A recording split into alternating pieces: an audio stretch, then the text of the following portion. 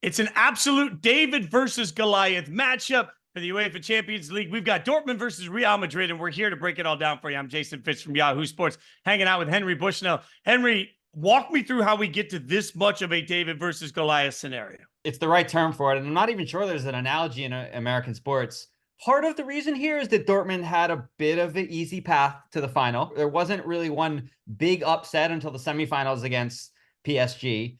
And then the other side of it is simple. Real Madrid is probably the best team in Europe right now. They are the most dominant team historically in this competition. They've won it 14 times. Borussia Dortmund's only won it once. So that's how we got here. And everybody is expecting it to be somewhat one-sided, I'd say. But there's certainly no guarantees of that. And previous finals that looked one-sided on paper have not always turned out that way. I mean, stick there for a second. What in your mind has to happen for Dortmund to do the impossible?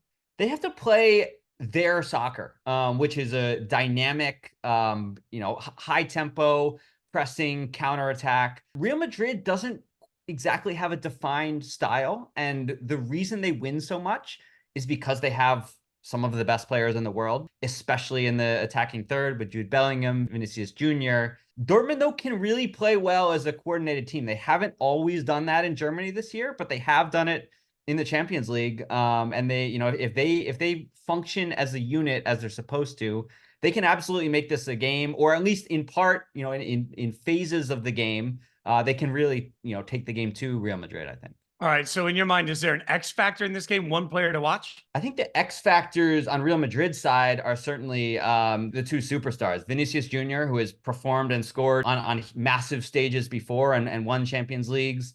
And then Jude Bellingham, who Real Madrid signed this past summer and has really taken the league by storm, both the Champions League and the Spanish league. He kind of plays in this interesting role where they don't have a traditional striker. So they play with two wide forwards. And then Bellingham he's kind of the attacking midfielder. He's basically a central midfielder, but he gets forward and gets into the penalty box and scores a lot of goals. So those are the players who would break the game open for Real Madrid.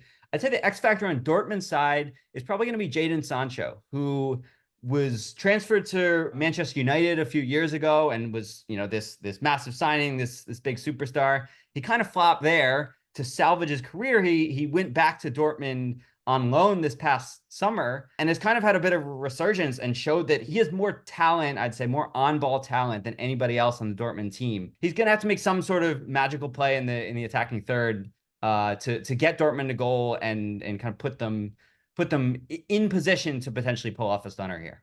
All right, so give us your prediction. How's this all play out? I'm going to go 3-1 to Real Madrid. I could absolutely see it.